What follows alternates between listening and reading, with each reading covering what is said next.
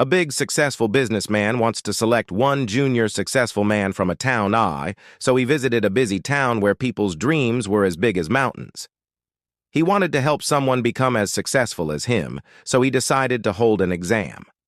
He planned to choose one person from the town to give personal guidance and support to help them achieve great success.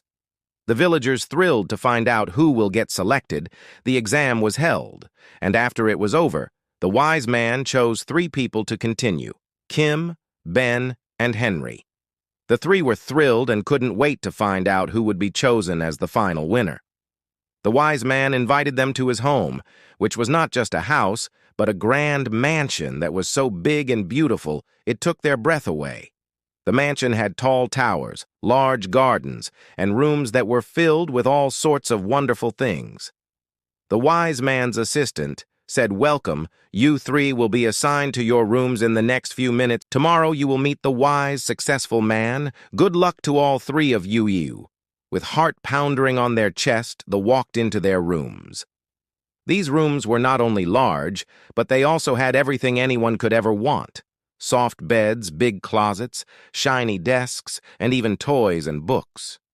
The 3 friends settled into their rooms, excited to see what would happen next. The next day, they all were invited to the hall. When all entered, they saw the big, successful man standing in the corner every time they only saw him in TV or stage. But seeing so close made them more stunned. The man turned and directly walked towards Kim, gave him the medal which was written winner on it, the 2 men's wear. So surprised because there was no interview or anything. Then how did the man choose Kim? The wise man saw their face and understood. And he said, "Don't worry.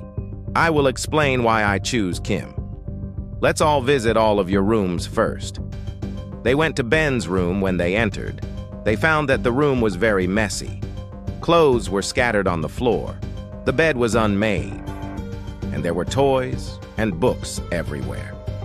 Ben looked embarrassed but didn't say anything next. They went to Henry's room. Henry's room was neat and tidy. The bed was perfectly made, the floor was clean, and everything was in its place. Henry felt proud and smiled, thinking that his room would surely impress the wise man. Finally, they all went to Kim's room.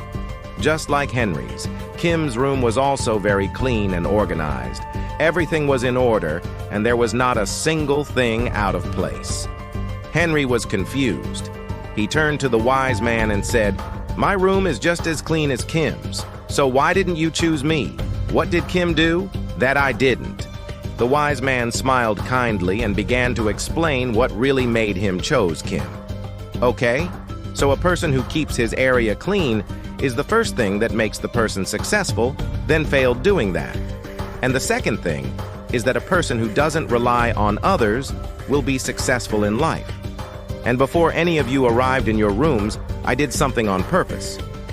I turned off the water supply to your rooms when you all entered your rooms and realized there was no water. Ben and Henry, you both quickly called for help. You didn't know what to do, so you waited for someone else to solve the problem for you. But Kim didn't call anyone. Instead, he started thinking and trying to figure out why the water wasn't coming. He didn't give up, and after some effort, he fixed the problem himself. The wise man continued, "This is why I chose Kim. It's not just about keeping your room clean or following instructions. It's about using your mind to solve problems even when things don't go as planned. A person who can solve their own problems, who can think for themselves and take action, will always succeed in life." Ben and Henry listened carefully and realized that they had learned something very important.